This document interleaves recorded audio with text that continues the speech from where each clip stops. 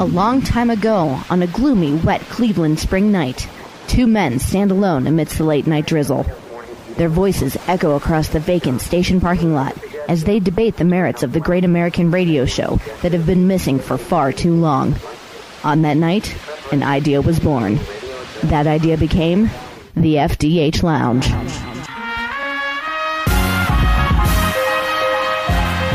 Welcome to the FDH Lounge. Welcome to mini-episode number 25 of the FDH Lounge and our 7th adaptation of the FantasyDraftHelp.com Insider in this format after 7 seasons on our previous platform. This is FDH Managing Partner Rick Morris here with our NFL Week 7 version of the Insider as we deliver our lineup advice for this slate of action. First of all, since we have different platforms where this is available, we urge you to view this on our fantasy blog at FantasyDraftHelp.blogspot.com because of the links we posted that precede this webcast. In particular, we have links to our Fantasy Football Draftology 2011 guide, Google News and CBSSports.com for injury news, and the NFL.com Week 7 homepage for scores and updates. Additionally, we will update there as needed with any big news during the weekend. Look on the blog for Fantasy Newsletter Volume 4, Issue 41, posted on October 22nd to find the weekly fantasy newsletter with the accompanying links where this video is embedded. We've got some additional preface notes that we'll be delivering every week as well. First of all, our advice is probably a bit different than some in the industry. We're not the place to go regarding the question of whether or not to play a healthy Aaron Rodgers this week. Aside from reiterating our list of gimmies, we don't discuss them beyond that. We're also not part of the movement that overstates the importance of week-to-week matchups. Sadly, if you bungled your draft or auction, there's not much except a stroke of great luck on the waiver wire that can salvage your season.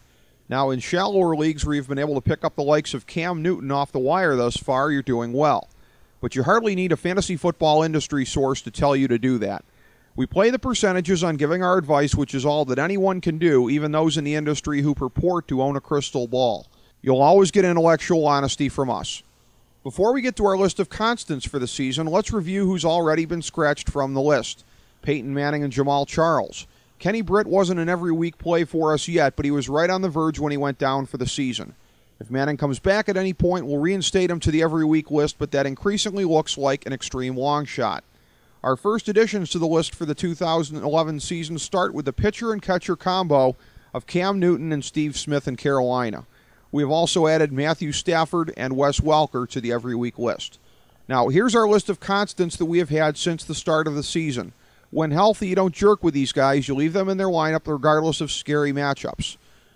At quarterback, Aaron Rodgers, Tom Brady, Phillip Rivers, Drew Brees, Michael Vick, Tony Romo, and Matt Schaub. At running back, Chris Johnson, Adrian Peterson, LaShawn McCoy, Ray Rice, Mo Jones-Drew, Arian Foster, Richard Mendenhall, Michael Turner, Darren McFadden, Matt Forte, Peyton Hillis, Ahmad Bradshaw, Frank Gore, D'Angelo Williams, Jonathan Stewart, LeGarrette Blount, and Steven Jackson.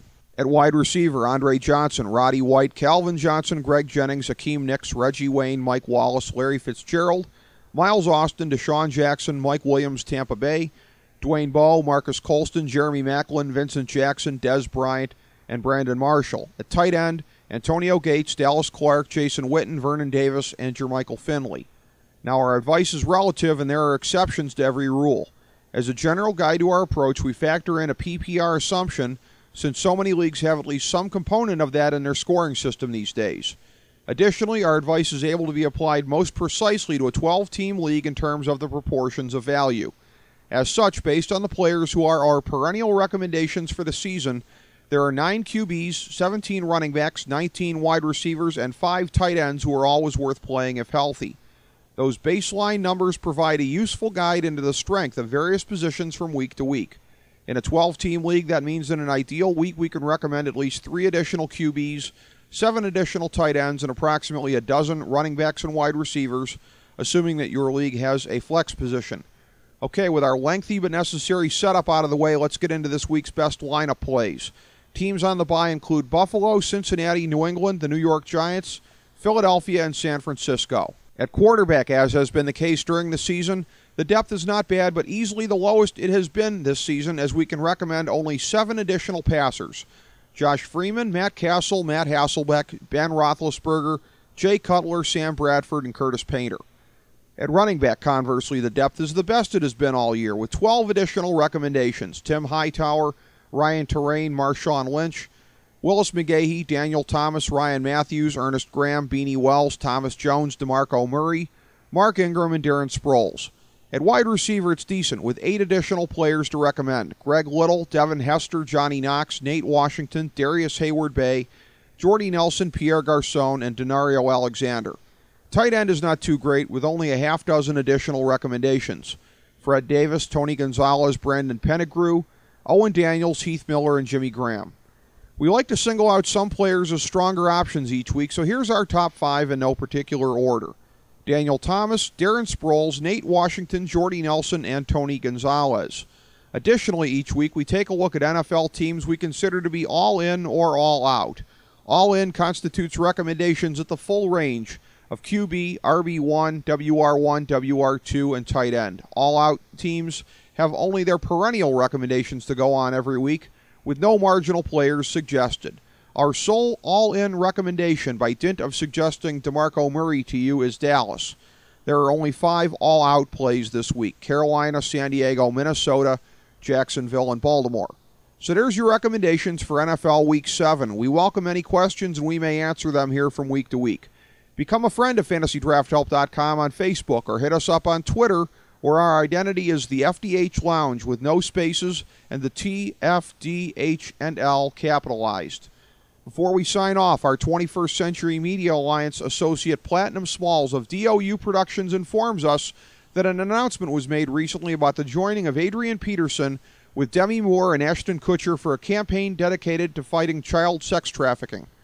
Donations can bring you prizes as well as the satisfaction of doing a tremendous amount of good. Visit crowdrise.com/football for more information. Thanks for checking us out. Go break off a little value on your opponent this week, and be sure to sample our other Nothing is Off Topic mini episodes from the FDH Lounge.